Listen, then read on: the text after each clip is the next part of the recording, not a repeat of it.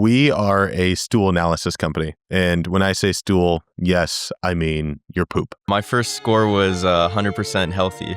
Are you serious? Yeah. Your first score being 100 is very impressive. You're the first person I've met who's actually gotten 100 on their first. We've had 2 people to actually move up colonoscopies because of their structural abnormality and colorectal scores. And both people had polyps present inside the colon and got them subsequently removed. Welcome back to the podcast. This is our first podcast in the new studio format. We have Landon Natras here. He is the CEO of a company called Faex Health, and he flew out here from Denver to Austin to come to our podcast. So thanks for coming out. Yeah, thanks for having me, Luke. This is awesome. I was very excited for this episode. This is the first one, and this is a very unusual application of AI. And so why don't we start from the beginning? What's the origin story? How did you get started with this? No, of course. So maybe I could give some background on what this is before too, just so everyone who's listening and watching can laugh a little bit.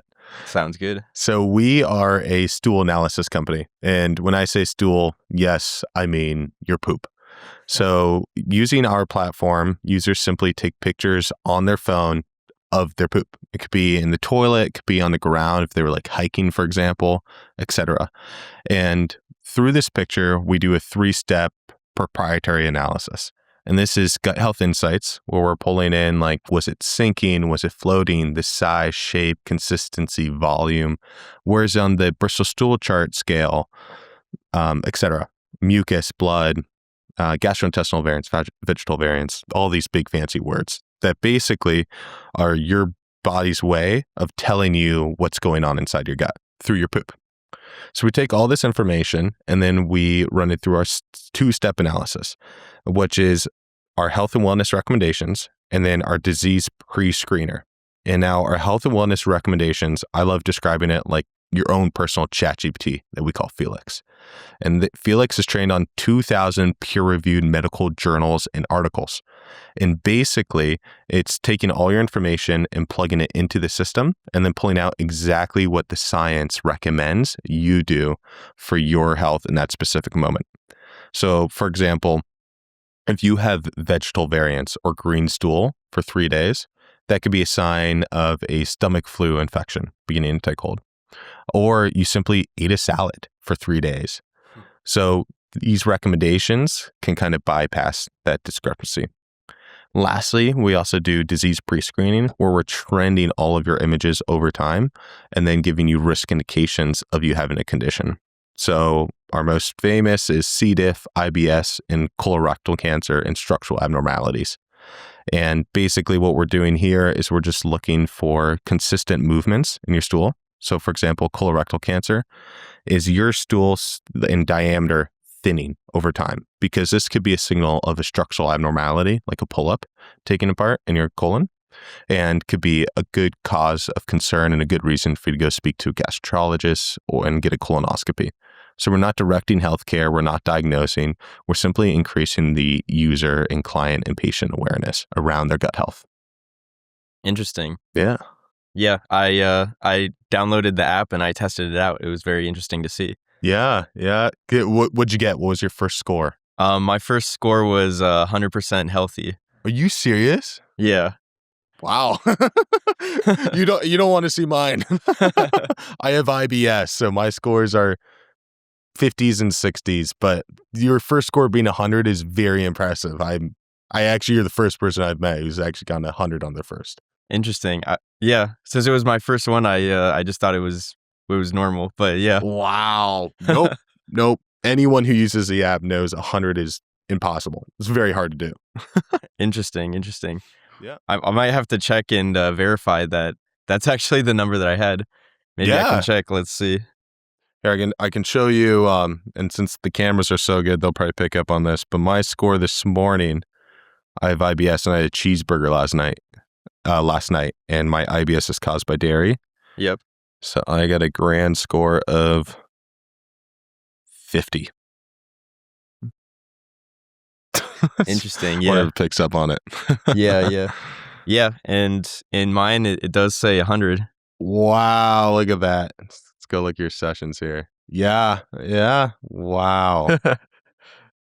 Well, I've seen 100. I've never You've seen never a seen- 100 only session. It was a good one, I suppose. Yeah. Wow. I mean, seriously, I applaud you. Like that is pretty awesome. Thank you. Thank you. Awesome. Cool. So yeah. Now that we have a bit of an intro on what you do with the company, what's the origin story behind it? I know you were previously mentioning something about starting with energy shots. How did that turn into this Stool AI company? Yeah, so I was doing a company called Oomph Nourishing Energy, and the whole premise was a energy shot, like 5-hour energy that was healthy. So it went into your gut, and you didn't get the poops afterwards. You didn't have to go to the bathroom. So I did all this research into these ingredients, and what I quickly realized is that different ingredients affect people's differently. And how do you tell if an ingredient affects you positively or negatively? Well, you look at your stool after having it. And that was kind of the premise of how Faex started. We originally started as a hardware device, very similar to Throne's Dakota or Throne Labs. They have a toilet monitor, or Kohler's Dakota device. But we actually pivoted away from that 6 months in because we realized that people wanted something more convenient and seamless, and something that even if you're sharing a bathroom with someone, they wouldn't know you were tracking your gut health. So what's the one thing everyone takes to the bathroom with them? Their phones.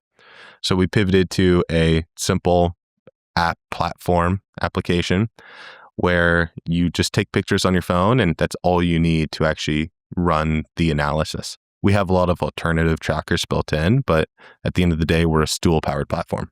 Also, in addition, why did you choose to just do a purely phone-based approach instead of trying things like using a wearable? Yeah, so, well, I don't know how a wearable would work. Attach it to the stool. Fair enough. Maybe there might not be a good use of like any type of extra device for this. So a toilet monitor is a very great device, and there is more things you can include in a toilet monitor. Like you could add a sniffer to include smell. You could have some spectronomy, which is basically shooting light into the toilet to understand more of like the fat content of the stool. There's a lot you can do in addition to visual with the toilet monitor. But the big impact is that everything you add is an extra $50 you're going to charge a consumer. Yeah. So these devices that are currently in market, for example, I use Kohler's Dakota device. It's a $799 device, toilet monitor, and then they charge you, I think, $7 a month afterwards. So you're paying $84 a year and $800 for the device, and that just prices out so many people that simply can't afford that. And the beauty with Faex is that it's only $15 a month. So it's a really low barrier to entry. It's convenient. You can use it anywhere in the world. With toilet monitor, you're going to have to spend $800 for each toilet you have. Yeah. So that it was actually getting away from like wearables and hardwares, which was a result of listening to our consumers and literally sitting outside bathrooms after they were using the device and realizing, oh, hey, they're actually hiding the device because they didn't want their wives to see it. And that's when we realized we need something more slick, more convenient.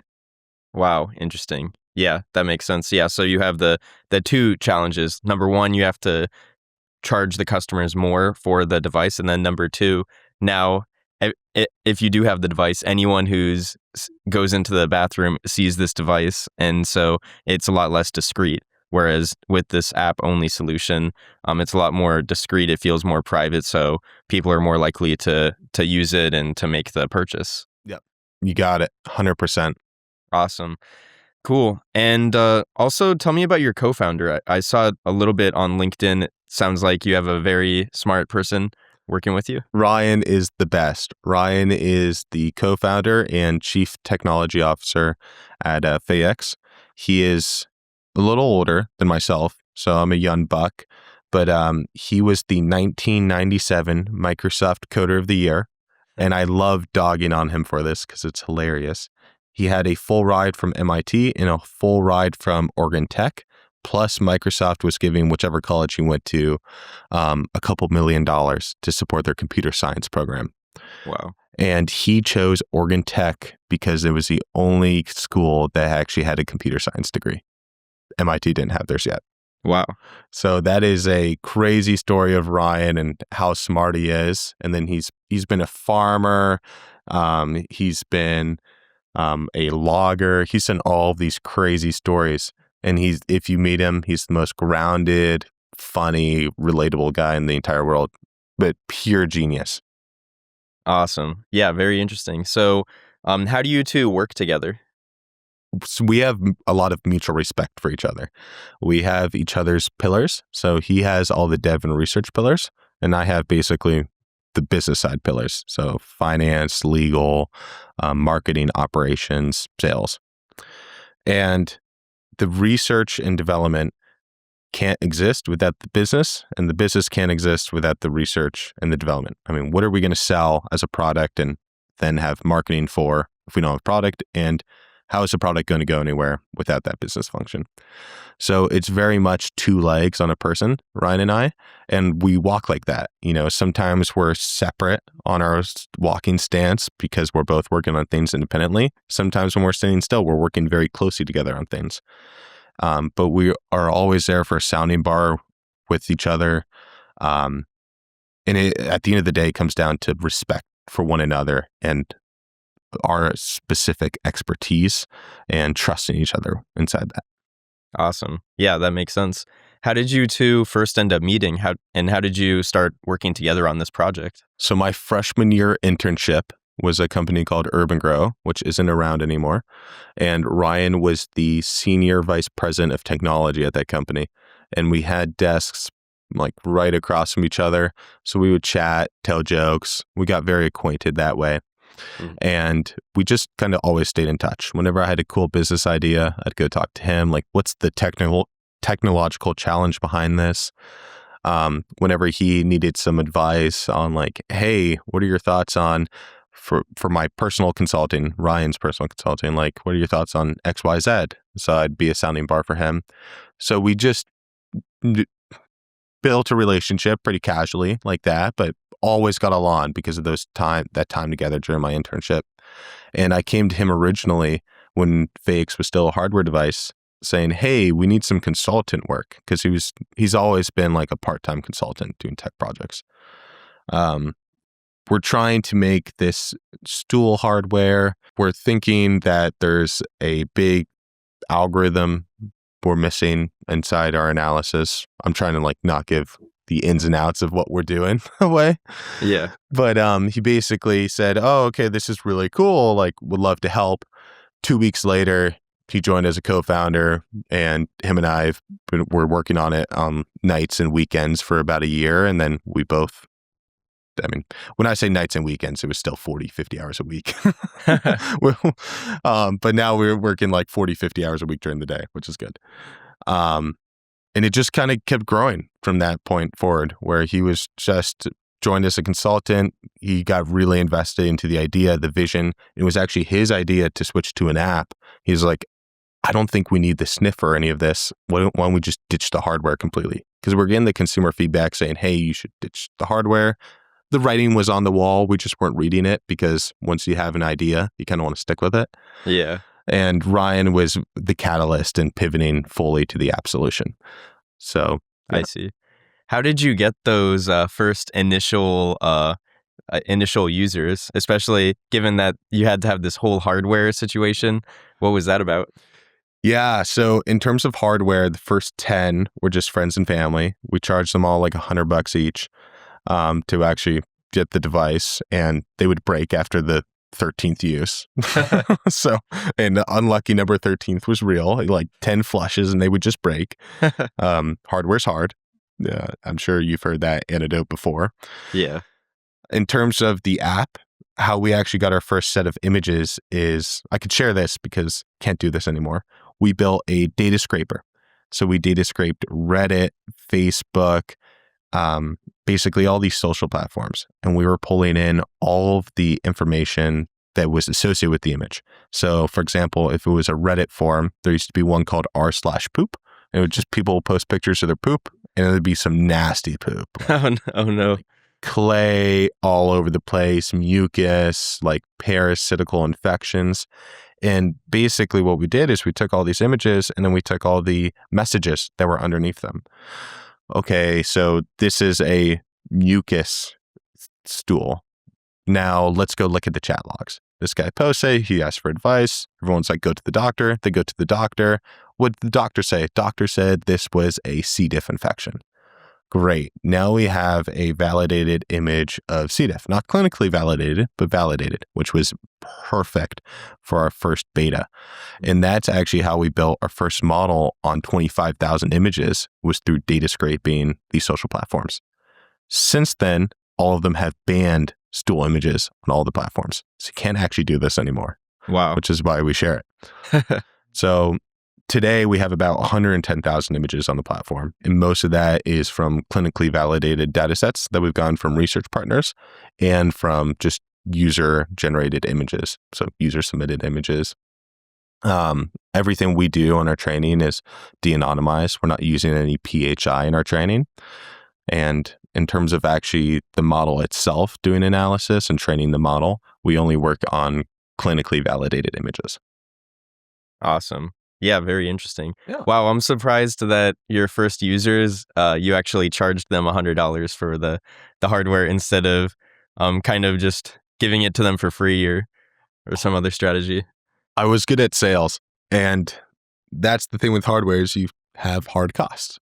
Yeah, true. Hardware is hard. I will not do another hardware startup for as long as I live. I say that I'll probably do a hardware startup in 30 years, but software is a very nice place to be just because your operating margins are so low. So you're able to really charge whatever you want for the product. And that comes down to whatever the consumer's willingness to pay is based on the value proposition. Mm-hmm. With hardware, the problem is you now have a really high floor. So you can't just charge like $1 a month if you had a bad product that you went to market for. Like if you had a bad product with hardware, you're negative, you're done. While with software, you can still, the operating cost is so low that you can have a bad product and just lower the price for it. And it still works economically for your company. So there's a lot less risk in in software than hardware. And that's why you see the rise of SaaS companies hitting all these crazy growth multiples.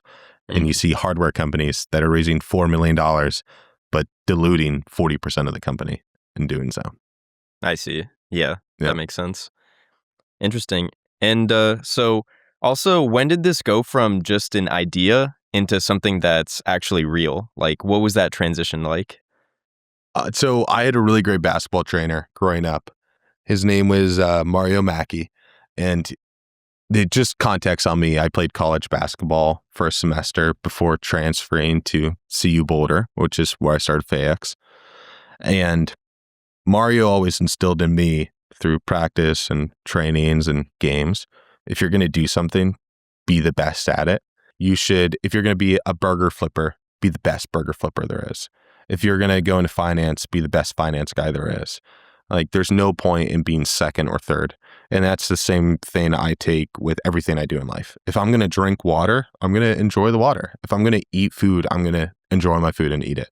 If I'm working, I'm going to enjoy my work. I'm going to do my work. If I'm taking an idea and actually working on it, I'm going to turn that into the best idea in the world. After I do that, the best company in the world. And that's the mentality that I've always had instilled in me through life. So it was never really a point, like a click. It was like, okay, if I'm going to do this, I'm going to turn it into something.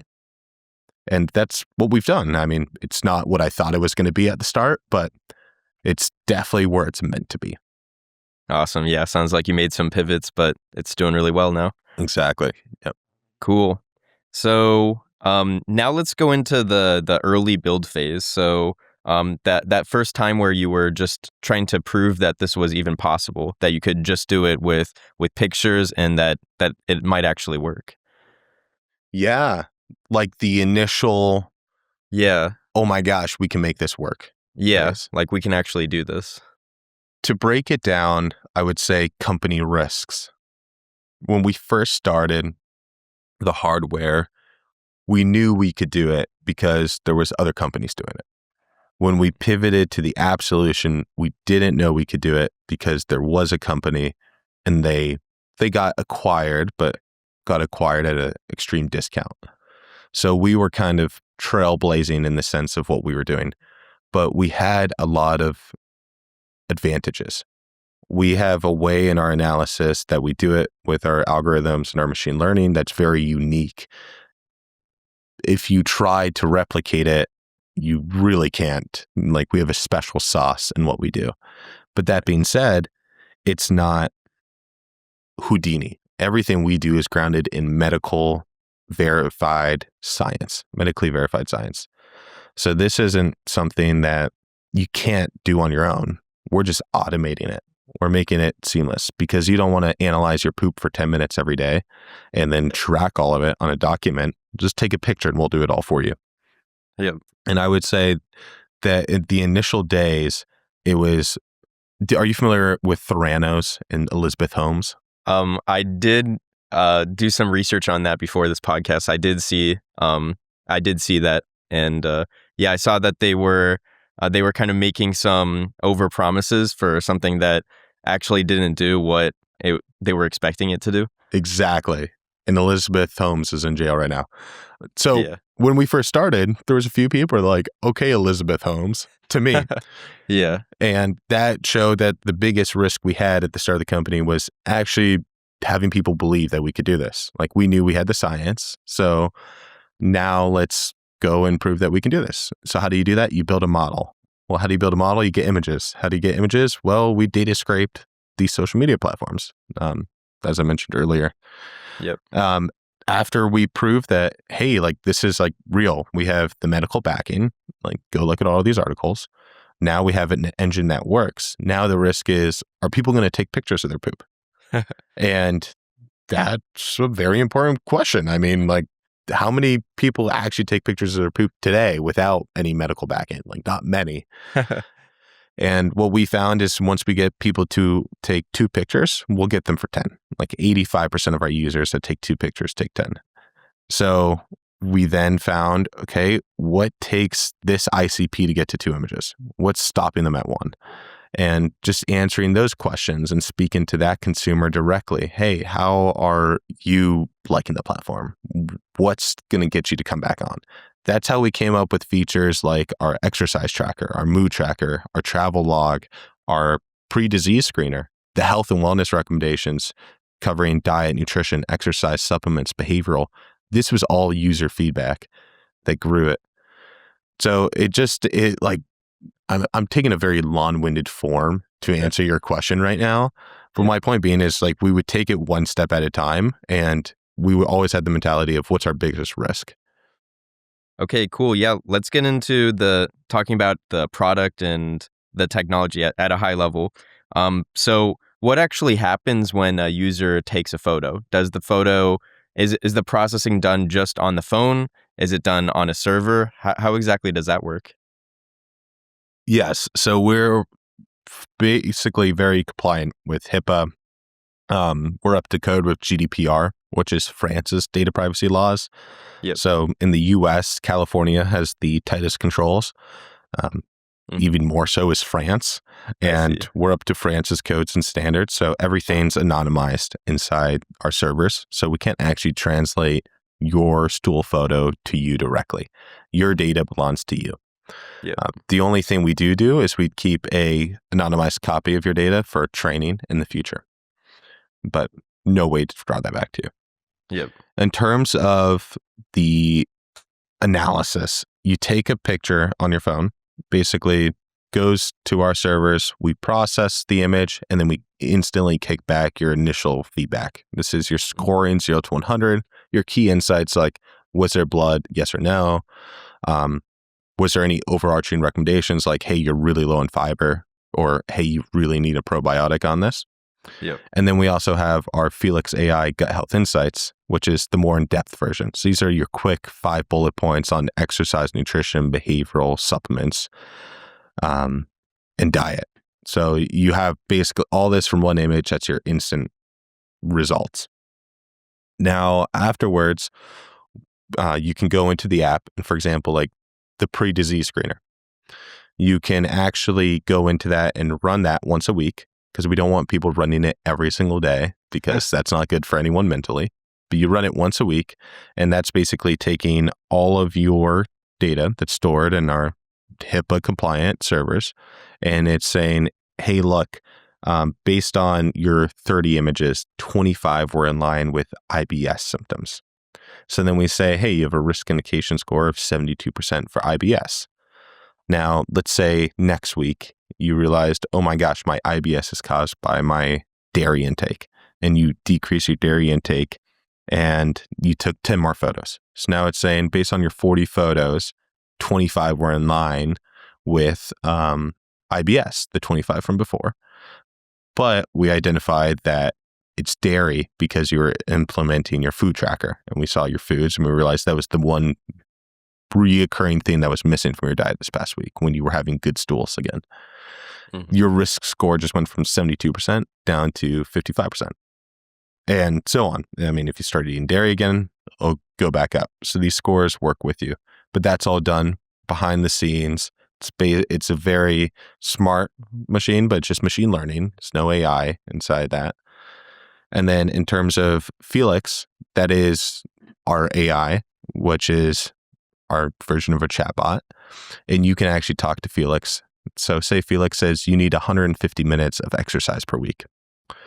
It can give you specific recommendations on exercises, or you can ask it, what are the best 3 for me? And it'll tell you, hey, based on your stool photos, your images, based on your scores, you should actually focus on an ab routine, but not hard ab routines. Just do planks, dead bugs, side planks. These things that strengthen that muscles around your gut, because that actually has an impact in how your body's able to process food. Interesting. Yeah. Yeah. Okay. Cool. And I saw that you had that chatbot side as well. So does that also run on the HIPAA compliant server, or do you have a way to do that on the edge device? Yeah, everything is run through the HIPAA compliant server. Nice. And that's the problem, is why it can't be on the device is because we have to anonymize and then de-anonymize back to yourself, because obviously it's personalized to you. So you want to know that you're seeing your information and not someone else's. Yep. Yeah. Cool. Yeah, that makes sense. Yeah, but if it was entirely local on the phone, wouldn't it not require the anonymization part? Because you're processing it entirely locally, so you wouldn't need to concern yourself with that anonymization and de-anonymization process. And this is a great question for Ryan. Oh, okay, yeah. and as I mentioned with the pillars, the technical side is not my strong suit. So I might have misspoken on any sort of the technical question. Yeah. But Ryan could definitely give you a square answer on that. All good. Yeah, it makes sense.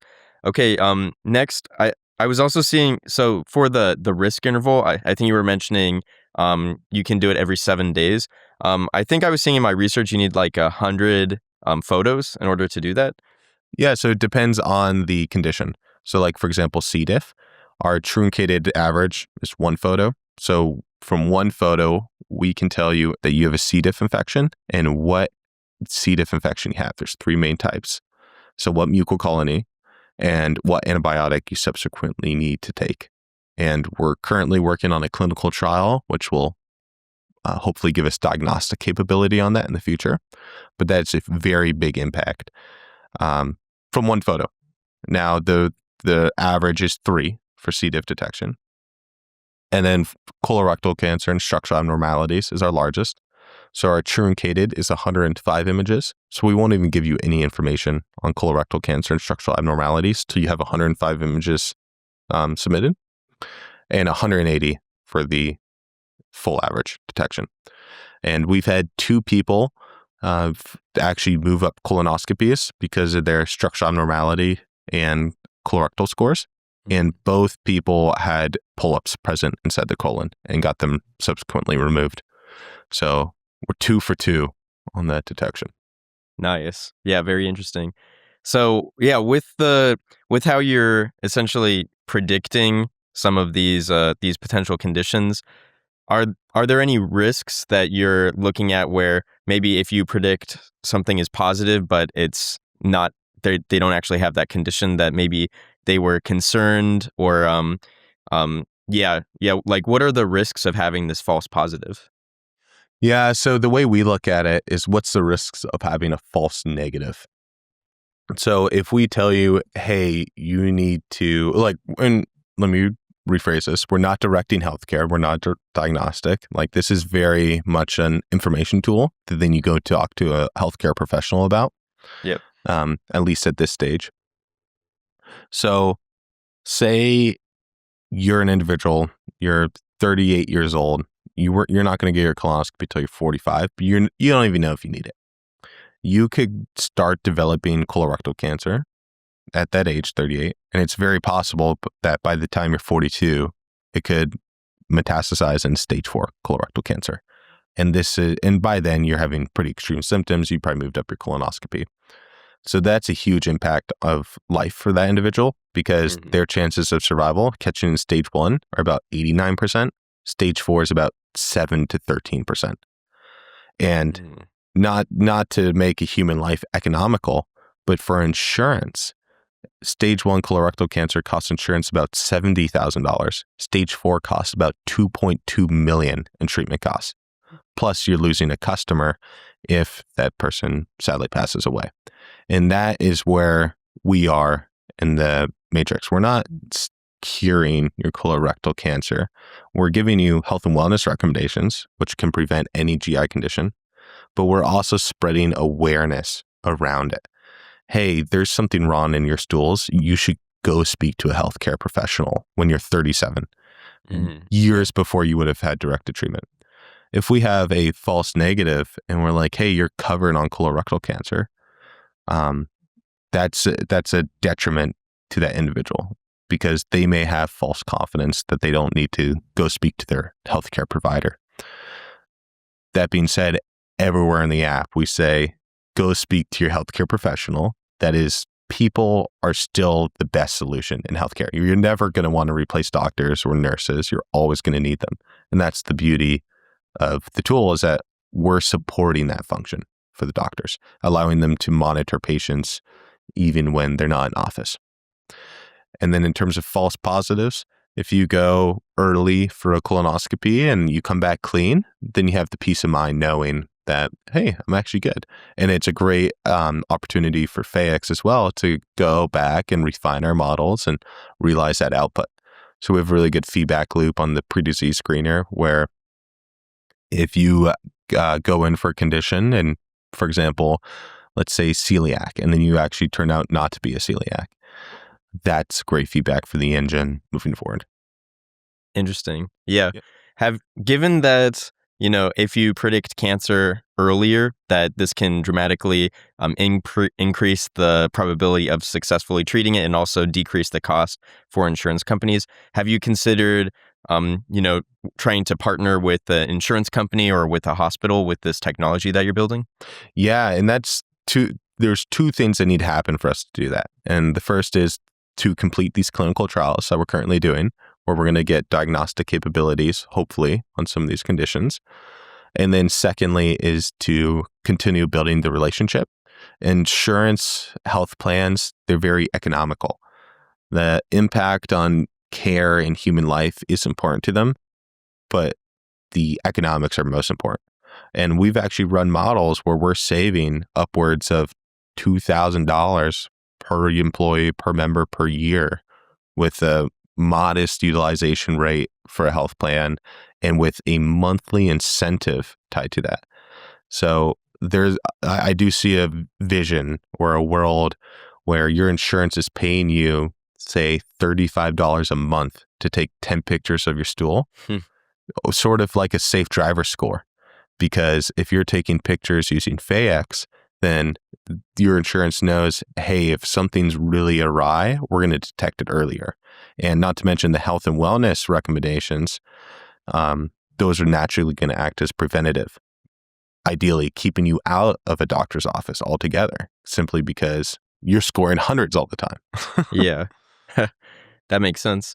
And also, going back a little bit, how you were explaining how, you started with this taking the pictures, but now you're looking at adding tracking of the food and other materials. Have you considered partnering with some of these other apps like, MyFitnessPal or something else that's the meal tracking is the core of what they do. So maybe there could be a good partnership there. No, I love that. And yes, 100%. And for example, our exercise tracker, like we have plans to integrate with Fitbit, Apple Watch, or Ring. So all of this is happening behind the scenes. Apple Health. And then additionally, like a food tracking app like MyFitnessPal is a great partnership for us as well. For us, we're still a very small and nimble team. And our priority has been completing our main product offering, which is Faex Health and Faex MD. Faex MD being our clinician dashboard.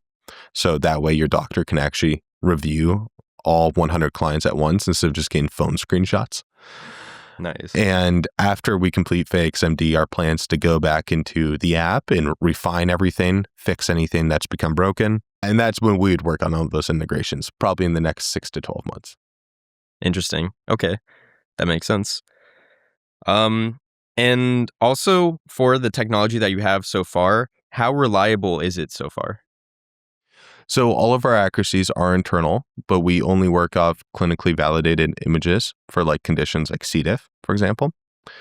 That being said, everyone who's listened to the advice given on the platform has improved their gut scores and subsequently improved symptoms, improved their personal outlooks from a gut health perspective.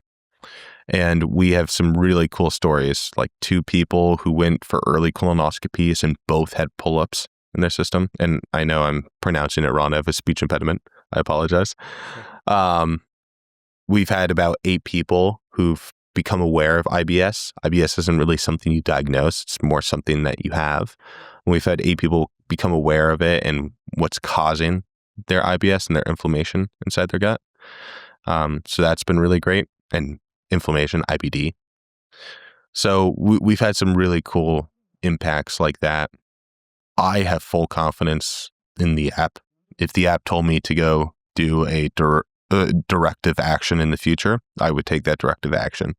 It's just today, with the current lack of clinical trials completed for the app, the advice is very generalized in the sense of what we're telling you to do. But I see a future where the app is saying, hey, based on your scores, there's a 85% chance you have a colorectal cancer. You should go to your doctor. Here's your appointment. Your insurance is already covering it. I see. Yeah. And I think that's the long-term vision of the tool and the product. Interesting. So when you talk about how you have these stories of these people that made this discovery or that decided to go to the doctor because of something that your app said, how do you actually get that story? Like, do you have a contact us type of thing? Did they email you, or are these people that you knew personally who were using it? So it's a mix. So we've had emails, we've had like people personally reach out to me on LinkedIn. When we first started, we were talking about 50 customers a week. I don't talk to 50 customers a week. I probably talk to 1 or 2 a week now. But lots of those phone calls saying, hey, I really appreciate like you caring this much about my feedback. But then also that was a great opportunity for people to tell me like, hey, so the app told me to take fiber and probiotics, and I take fiber and probiotics. I was like, oh, really? Like there's different types of probiotics. And they said, no. I forgot to take them that morning. And then it came up in the app, hey, you need fiber and probiotics. Like that's really cool. I was like, well, what's really cool is that your poop's telling you. Like it's not the app, that's your body telling you, and we're just translating it for you. Yeah. So yeah, lots of those conversations, lots of personal reach outs.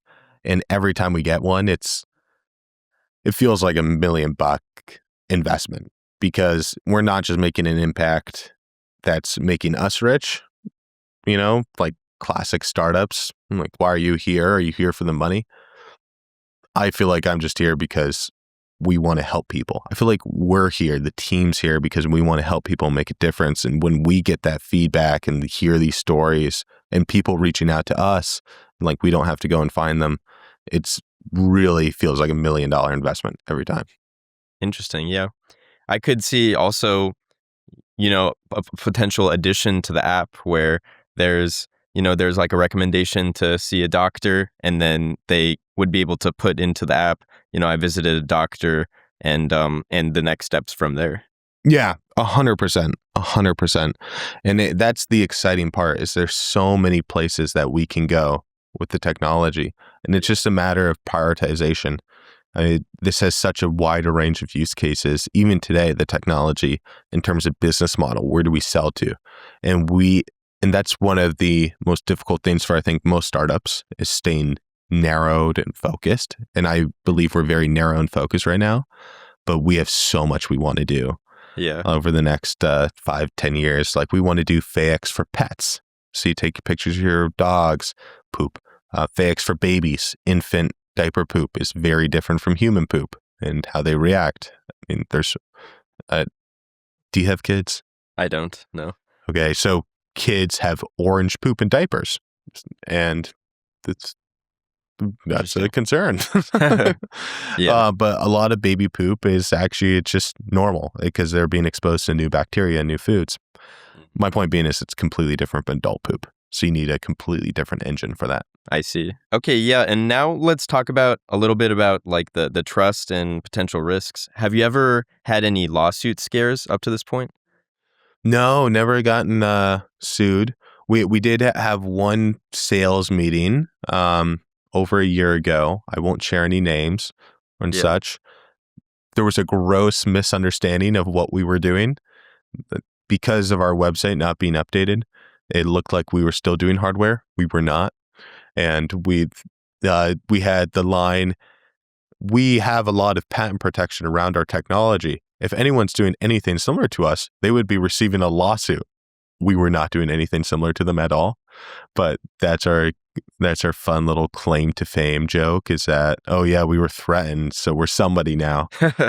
But it wasn't actually a real threat because it was just a misunderstanding. But that's about it in terms of lawsuits. Yeah. Okay. Yeah, that's great to hear. So getting into the user behavior a bit, I know you were talking previously about how if you get them to take 2 pictures, then 80% of them are likely to get to 10 pictures. So how do you get them to take those first 2 pictures? What do you do for the marketing or the branding or the positioning? How do you get those customers and how do you get them to take those pictures? 100%. So just for any app, it's very normal just to like cut your users in half because half of your users are going to make an account and then use the app once. That is very common. Yeah. So when we look at our metrics, we just take half, and that's how you basically measure. Like when these statistics I'm sharing aren't half statistics, they're full statistics, but that's just something that's expected. So for the half that sticks around, why are they sticking around and what is their ICP? We have a very diverse user base, like 18 to 73 years old. It's pretty absurd. So we have a lot of different people to talk to and when the app needs to talk to and relate to. And what we find is that there's what we call distributors inside our end consumer. So these are sort of network effect masterminds, kind of like the center of the cobweb, where you get them and you're getting multiple people. So for example, young mothers. When we get a young mother, we get her, we get the husband, you get the grandparents, and you get the in-laws. But that's not it. What we found is that when you have someone telling you to do the app, then they're much more likely to reach a second session. So a young mother actually telling her parents, hey, you need to use this app. This is going to like help you if you have something going on. That's a lot more impactful than just the grandparents finding it on their own. Same thing with healthcare professionals, dietitians, nutritionists, gastroenterologists. When they're actually telling their clients and patients, hey, take pictures, they're much more likely to do it. So that's another avenue. The third, in the future, who wouldn't want an extra $35 a month, especially if your insurance is paying you for it? Yep. So kind of working with insurance to have a safe driver score of sort, a safe gut score. Yeah. And then in terms of like that really true individual who's like finding us on their own, if they have symptoms and the pain is great enough, they're naturally just going to reach out that on their own, no matter what we have, because they're actively looking for a solution and an alleviation and ailments to alleviate to their ailments. And then there's the individual that really wants to track their gut health because they track their steps and they track their workouts and they track their food, and it's just something else to do and they love it. And they're going to reach it because they love seeing that 100 score when they get it. And we have quite a few of those people that every time they get 100, they text us. So that's kind of it. And then really focusing on the impact this is going to have for the individual. We're not selling the product. We're not selling the features. We're selling the pain points. The fear of what if you had colorectal cancer? What if you had C. diff? What if you had IBS? And you just have no clue because you're not getting a stool test because it's $300. You're not going to the doctor because they have a 2-month wait time. Like, well, that what if, so that fear aspect. And then also that fun aspect, gamifying it and saying, hey, look, here's your score. That was your score last week. Let's see the improvement. Yeah. That's why we have a lot of insights inside the app. Not data, like insights. Yeah. And that's really impactful too. So really just trying to make an experience that's collective, but also individualized. Mm-hmm. I would imagine that some people also have the challenge of, maybe they forgot to do it one day. So is there anything like, have you thought about like doing some kind of reminder, or like if you notice or like maybe locally or somehow you're able to see that there's a pattern that typically it's around this time that they take the picture, then you can remind them like 20 minutes before that time that just like send a notification so they remember. Time to go. Yeah. Or time to take a picture. Don't forget to take a picture. Something like that. Yes. And this is funny to say. So we're actually not a native app. We're a website based, and we use a company called Median that helps us deploy on the app in Google Play Store. So we actually haven't been able to do in-app notifications until now. So now we're actually starting in-app notifications. But yeah, I mean, we have all the data. It's just about building the engines behind, like, for example, correlating, hey, I mean, we can even bring in really cool statistics like, hey, every Monday, Wednesday, Friday, you should go at 2 p.m. But then Tuesday, Thursday, Saturday, you're going at 10 a.m.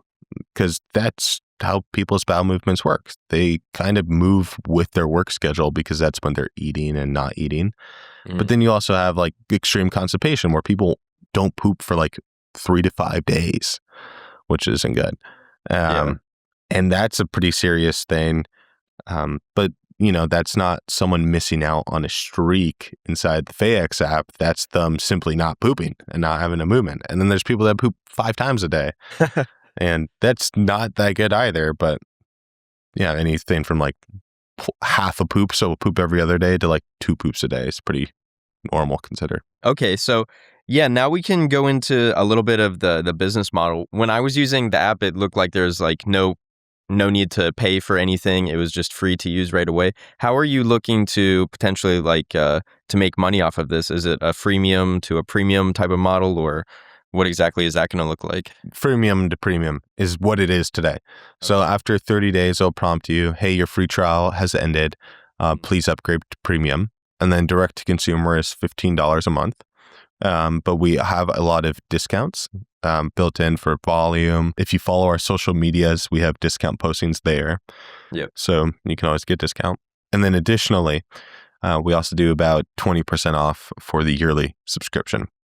So it saves you money to do the yearly. Nice. So yeah, next question, going a little bit more into the business model. Have you considered working with different types of governments of different countries? Yes, 100%. So we actually have some active negotiations going on across the globe. So Africa, Asia, South America, and North America is mainly private currently. But we have a lot of really great traction because a great example of this, to just so you can understand why there's traction in these countries, is this specific African country. About 99.5% of people have smartphones. Only 40% have access to healthcare. And of that 40% or of that 60% that doesn't have access to healthcare, 10% still poop in a hole. They don't actually have any sewage. That's the impact that Faex can make, is that we can go to these countries and we can operate on a very, very low, sorry for the American consumer, but a very low monthly cost to actually improve access to healthcare and to improve the knowledge in these regions. The number one baby killer in this example, just run with it, is still dehydration, mainly caused from diarrhea, mainly caused from chlora. And we Faex can detect chlora before it's just deaths in hospitals. Now it's, hey, there's an outbreak happening, send resources to this village. And that's the impact from a data perspective. Then there's the cost savings perspective for the national healthcare system, just that preventative aspect and the catching conditions earlier. There's also that prioritization aspect. Hey, this person is probably going to die if they don't get a colonoscopy. And hey, this person can probably wait a year before they get a colonoscopy. Like that kind of giving the system more data and information to help direct their prioritization. That's an impact. And the best part is that it's just an app on your phone, and everyone already has a smartphone, and we could work on any photo. Like you could have a Polaroid photo of your poop, and we could do an analysis on it. I'm not going to say it's as good of an analysis as like an iPhone 13 taking a photo. Yep. But any photo works. And that's why we're getting a lot of traction globally from these countries, because they have large national healthcare systems, and GI is a huge burden, or it's just simply not a burden because they just don't worry about it. But there is so many conditions that can be caught early simply from paying attention to your stool. Interesting. Yeah. Sounds like a lot of opportunities there. Also, I remember you mentioned that, or I think I saw an announcement that you hit a milestone where you had to scale your servers recently. Yes. So our costs have been very minimal because my co-founder, Ryan, genius, is a AWS whiz and architect, and has structured us in a very cost-effective way. And we suddenly had to sprawl out and spin up servers in South America and Africa and potentially Asia. So it naturally increases burn. And then there's also the data storage, make sure we're complying with those countries' local data privacy laws. And some of them require data to be stored in country, others allow exports. And those are all real costs for a software company that increase the monthly operating cost for an individual in that country. Interesting. Yeah. Okay. Yeah. And now let's talk a little bit about the founder layer. So when you were initially starting this, maybe you were working a day job and then you were doing this, and then maybe you didn't have a salary for some time. What exactly was that like? Still in it. Still in it? No, so started Faex when I was a junior at CU Boulder. So about 2.5 years ago. So I'm pretty young. I just graduated last May. When I was in college, we didn't raise any money.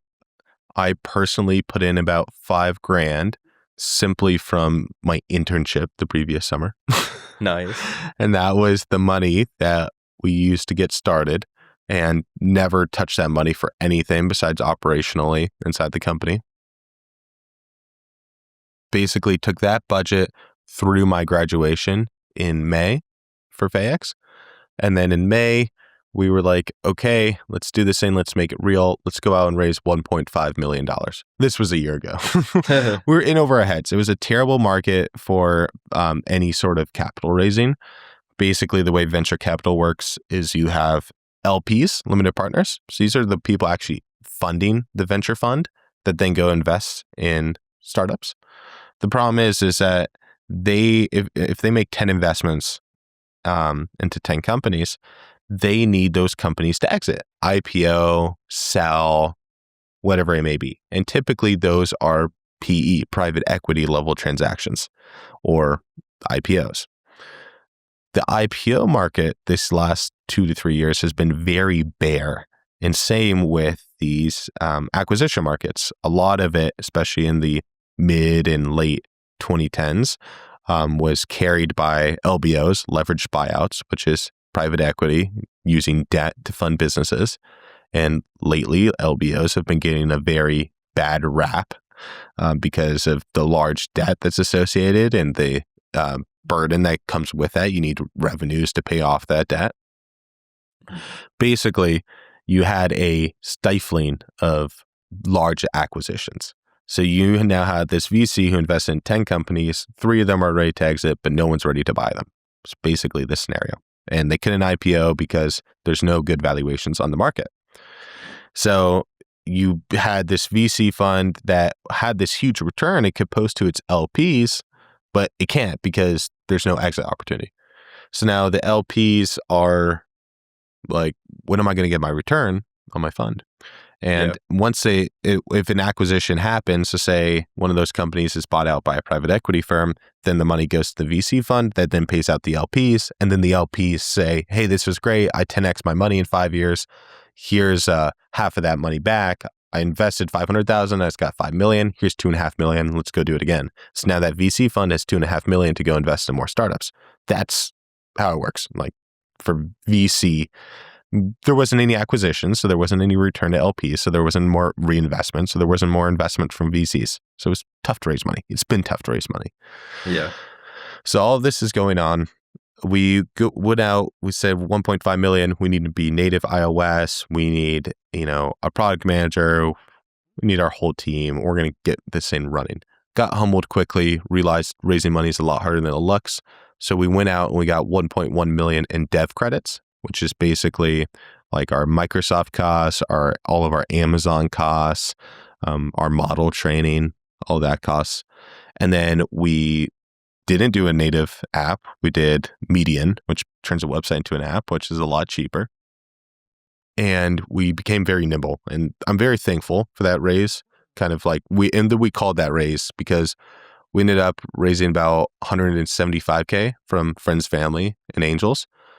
And that was really great. That was money that we could start paying ourselves minimal salaries and to bring on some part-time people. Mm-hmm. But it saved us a lot of dilution, not raising that 1.5 million. And on top of that, it taught us that this wasn't going to be easy.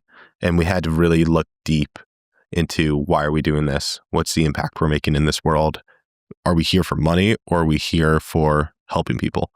And it sounds really weird. You go out, you graduate, you're like, okay, I'm going to do this full time. You're like, okay, I'm going to do it right. The mindset I was telling you earlier, go out, raise 1.5 million. And it doesn't work out. It's a big shot in the chest. You raise like just under 1/10 of that. But we called the raise. It wasn't like we couldn't have raised more. We're like, this is good for a start. And that was kind of the start for Faex. That was when I started paying myself like minimum wage. Yeah. Then paying our part-time people pretty low. So yeah, today we burn about 25K a month, and we have a 12-person team, 3 advisors, 4 full-time, and 5 part-time. And we only burn about 25K a month because we're still eating those 1.1 million in dev credits. And we have a really great bought-in team that isn't here for a job. They're here because they love gut health and they love what we do. I think 70% of our team has a GI problem. So it's really great. And we get a lot of really great buy-in and also just being generous with equity. Like we still have a very in-control cap table and a very in-control employee incentive plan. But if someone does something right, we're not afraid to reward them. Interesting. Yeah. And in terms of that those dev credits, was there anything, was that particularly difficult in order for you to get? Yes and no. So I would say the most difficult part was learning about them. You have to understand, where do you find these things? How do you apply to them? When you apply to them, how do you get them? So we did a lot of talking to people and just found credits, got credits offered to us. We joined the NVIDIA Inception program. That helped a lot. Ryan's previous 1997 Microsoft Coder of the Year helped a lot. And then also just simply getting in these startup conversations. Hey, there's no grants. So that's the other thing with funding in health tech is with the new administration, basically all of these research grants, privatized grant opportunities for companies around healthcare and health tech just washed up. And you can really see that in the Boston ecosystem. Boston is very health focused in startups and very grant reliant. And Boston is now really struggling from a ecosystem perspective with health startups because of that. But there was no grants. So then when you talk to people, they'd be like, oh, go do this NIH grant. Oh, you can't do it anymore. It's gone. Go do this SBIR one. Oh, it's uber competitive now because everyone's going for a smaller pool of grants. So you're probably not going to get that one. So you had these really cool people and these really cool VCs that stepped up and said, hey, like I have this reward or with like Google Cloud that can get you 400K in credits. And it's like, great, we can train our model on Google Cloud and then go deploy it using our tech stack, our Azure, Microsoft, AWS. Like that's actually not a bad idea at all. I don't know if that's an exact example to us, if it was 400K, but we did use a little bit of Google Cloud. And there's just different opportunities like that. And honestly, one of my best pieces of advice with ecosystems was from Brad Feld, who's a Boulder guy, Boulder ecosystem. And he said, be selfish. And when you go into an ecosystem, it's there for you to take advantage of it. So take advantage of it. And that's something that we did is we would go and have these conversations, we would learn stuff, and then we would go and do it. And hey, if you want, I can introduce you to that person. Yes, we would always take advantage of these ecosystems. So we found these credits. Interesting. So yeah, it sounds like you were just constantly having conversations with people, and then you met the right people that had access to the credits, and they were willing to let you use them. Yep, you got it. Yep. Wow, great. Could we walk through the phases of your journey? So the part where you initially figured out that it was possible, then you figured out the accuracy, and you went over the trust hurdle, and finally you created a business model. Can we see the high level perspective of the whole journey? Yeah, of course. So just to break it down, probably by the risks, the biggest risk of the company. When we first started, it was, can we build this hardware device? Okay, great. We can build it. Then it was, okay, are people going to use it? They used it, not really. So then it was like, okay, great. What do we do now? Let's explore other opportunities. Okay, so we go out and explore. Phone application. Okay, can we do that? Can we actually like do all this from looking at your poop? Turns out you can. Science has been around from the 50s and 60s. Bristol stool chart type. Like that has been around since the 60s, and your grandmother probably knew about it because the government used to do campaigns back in the day saying, look at your poop. So, okay, great. So we can do it. Can we actually build a AI engine that's accurate enough to model it? Yes, we can. Great. What's our accuracy? We don't know. Okay, let's go figure out our accuracy. Great, we got that done. Now these people don't believe us that we can do what we're doing. We need to really beef up our medical citations. Okay, let's go get all our medical citations. Now, what's the biggest problem for us now? We now have a working product. We know it's accurate. We know we have science behind it. Well, we forgot to build a business. What's our business model here? Like, it's kind of terrible. You should think of the business model first. But we knew we had a really cool, novel technology from the hardware. We knew people were willing to pay for it. We knew people were interested. We knew gut health was growing, but we never actually did any consumer research beyond just that people didn't like the hardware and they wanted something more convenient. So we're like, okay, let's go back. Let's go talk to people.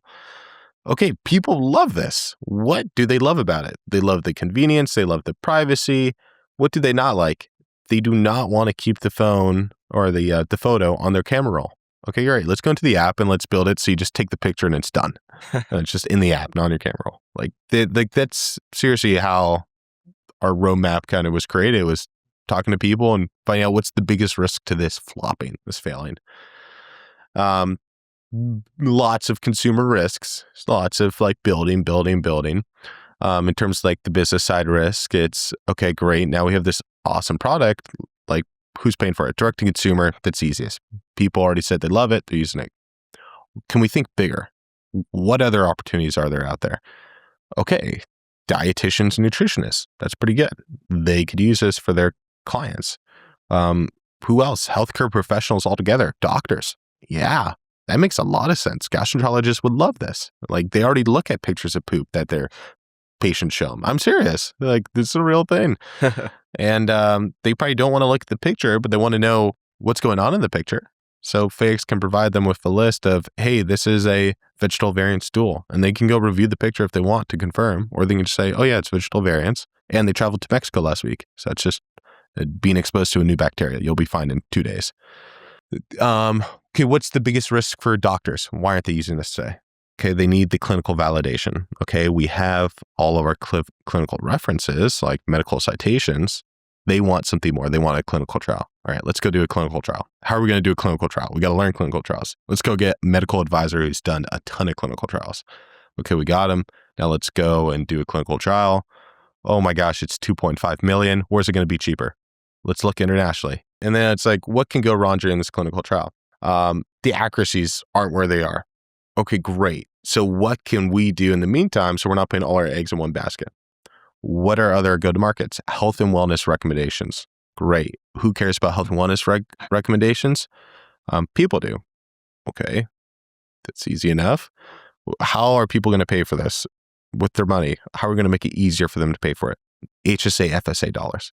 Okay, great. Which HSA, FSA? It's typically through benefits. Okay, now we're in employer benefits.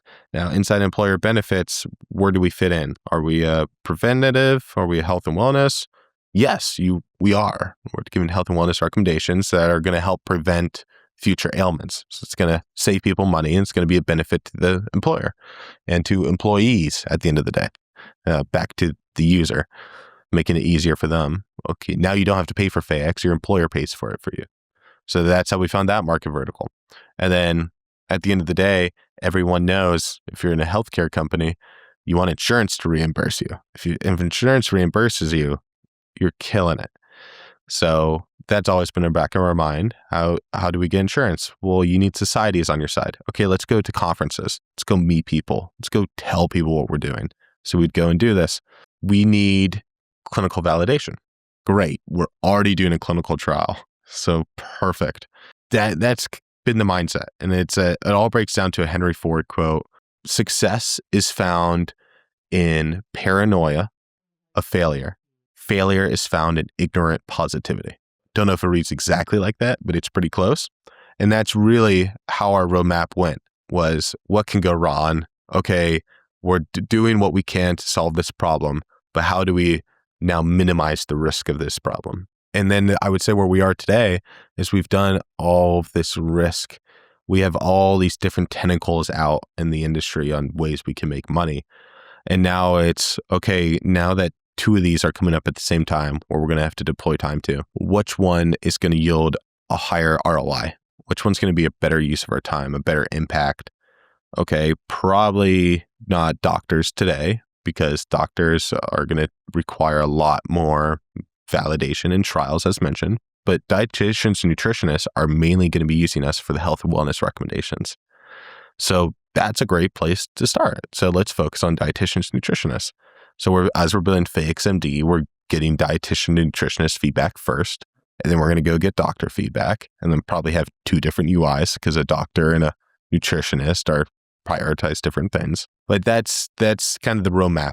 And I know that kind of seems like it pinballs around, but it does. And I think that's a big mistake in startups, is that everything's linear. Research is linear. You have a thesis and then you have a result. Startups are, you have an idea and then you do this, then you do that, then you go backwards, and then you come back, start doing it again, and then you have a really good opportunity, doesn't work out, and then you have another opportunity, then you have another one over here. This isn't like a graph. This is like a 3D hologram.